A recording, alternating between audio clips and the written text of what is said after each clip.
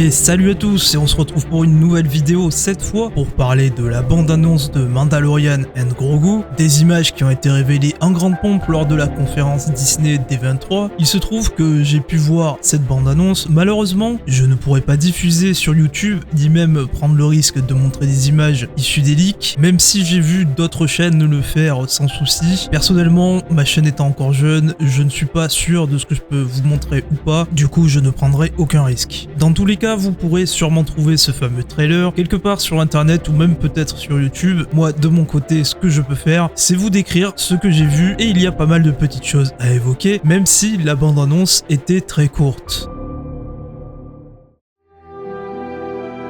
Pour commencer, la première chose que je pourrais dire de ce que j'ai vu est ni plus ni moins la série Mandalorian, mais avec beaucoup plus de budget. Une des scènes semble indiquer du grand spectacle, de l'épique, comme on peut en trouver dans les films Star Wars habituellement. On sent qu'il y a du budget et c'est clairement quelque chose qui manquait dans la série Mandalorian, comme dans toutes les séries Star Wars en général. Ce manque de budget semble être comblé dans ce film Mandalorian et Grogu. On peut espérer que les moyens ont été mis en œuvre, d'autant que s'il y a bien une série, ou du moins une adaptation de série en film qui peut vraiment cartonner au cinéma, c'est bien Mandalorian et Grogu. Et je dis ça sans même me baser sur les chiffres d'audience de la série Mandalorian, même si évidemment ça avait été un succès. Je me souviens qu'à l'époque où la série était sortie, il y avait énormément de gens dans mon entourage qui ne parlaient jamais de Star Wars habituellement, même s'ils connaissaient de nom 2 ou 3 trucs de l'univers. Ça fait partie, j'ai envie de dire, de la culture populaire. Tout le monde connaît Vador, mais ces gens-là se sont mis d'un coup à regarder du Star Wars et à suivre de manière très assidue les épisodes de la première saison de Mando. À partir de là, tu ne pouvais qu'être convaincu du succès d'audience qu'allait être cette série, qui avait été un véritable plébiscite. Ça avait vraiment ramené des gens à l'époque qui ne consommaient pas de Star Wars à en consommer de manière régulière. Et ça a aussi ramené des fans de la trilogie originale, ou même des fans tout court, qui s'étaient détachés de Star Wars à un moment donné, et qui sont revenus grâce à cette série. C'est vraiment quelque chose qui m'avait profondément marqué à l'époque, donc clairement si le film Grogu et Mandalorian ou Mandalorian et Grogu est ni plus ni moins que la série Mandalorian avec plus de budget, un scénario bien construit sur 2 ou 3 heures de film, qui a de l'épique, une vraie histoire, de vraies vibes Star Wars, alors ce film ne peut que cartonner de mon point de vue. Pour en revenir à ce fameux trailer de Mandalorian and Grogu, il faut garder à l'esprit que tout ce que je vais vous décrire à propos des scènes de ce trailer est sujet à changement, car le film est annoncé pour le milieu de l'année 2026, autant dire dans une éternité. De plus, Jon Favreau, juste avant le lancement de la bande-annonce, alors qu'il était sur scène avec Filoni, a annoncé qu'il était en train de tourner depuis seulement 2 ou 3 semaines. C'est vous dire à quel point ils sont vraiment très tôt dans le processus créatif. Dans les extraits qui nous ont été montrés, il y a toutes les chances qu'ils aient été montés et mis en scène uniquement pour produire ce petit teaser juste pour cet événement. En effet, Favreau semblait dire que c'était important pour lui de montrer quelque chose lors de cet événement. Du coup, il est fort probable que lorsque le film sortira, toutes les scènes qui ont été montrées ne se retrouveront pas forcément dans le montage final ou du moins sous une forme différente. Cela étant dit, de ce que j'ai vu, c'était déjà très impressionnant visuellement. S'ils ont tourné il y a seulement 2 ou 3 semaines, ils ont quand même réussi à produire des visuels de grande qualité. Un des trucs que je pourrais dire à propos de ce que j'ai vu est une scène sur une planète enneigée, dont on pourrait logiquement présumer qu'il s'agisse de Hoth. D'autant qu'on voit également des snowtroopers portant les tenues typiques que l'on peut voir dans l'Empire contre-attaque. Din Djarin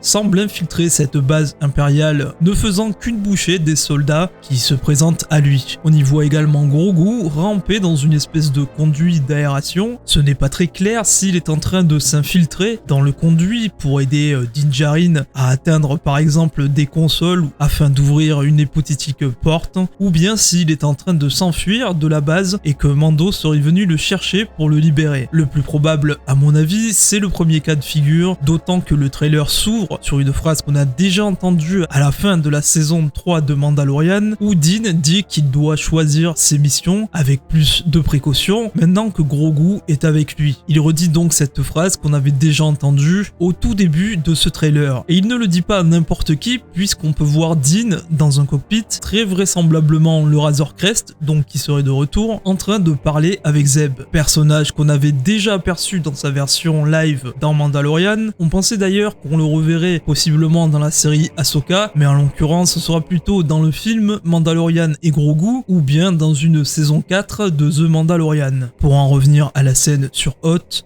ou du moins supposément Hoth, on y voit Din et Grogu s'enfuir ensemble de la base impériale, peut-être après avoir rempli leur mission. Ce qui est drôle, c'est qu'il disait vouloir choisir des missions moins dangereuses avec Grogu, mais le voilà littéralement en train d'attaquer une base de l'Empire. Évidemment, le film ne va pas se concentrer sur Din et ses missions lambda sans intérêt durant tout le film. Il est possible que cela soit le cas au début et qu'il y aura évidemment un élément déclencheur très tôt dans le film qui forcera nos deux personnages à se retrouver dans des situations qu'ils cherchaient précisément à éviter. Comme je disais donc, on y voit Grogu et Din s'enfuir à bord de ce qui semble être un TR-TT, vous savez, ces espèces de bipodes qui se déplacent comme des raptors. Évidemment, les snowtroopers tentent de les empêcher de partir, mais les voilà en train de dévaler la montagne sur laquelle se trouvait la base impériale pour se retrouver tout en bas, nez à nez avec deux AT-AT. On les voit passer sous les pattes des deux colosses qui ont vraisemblablement bien du mal à manœuvrer. Ce qui n'est pas étonnant, tout joueur de Battlefront 2 ayant déjà vécu ce genre d'expérience savent de quoi il en retourne. Le trailer se termine avec un gros plan sur Grogu et deux autres petites créatures de taille similaire que vous devriez reconnaître. L'un d'eux est Babu Frick et l'autre, dont on ne connaît pas l'identité, est avec lui. Ils sont tous les trois dans une sorte de mini cockpit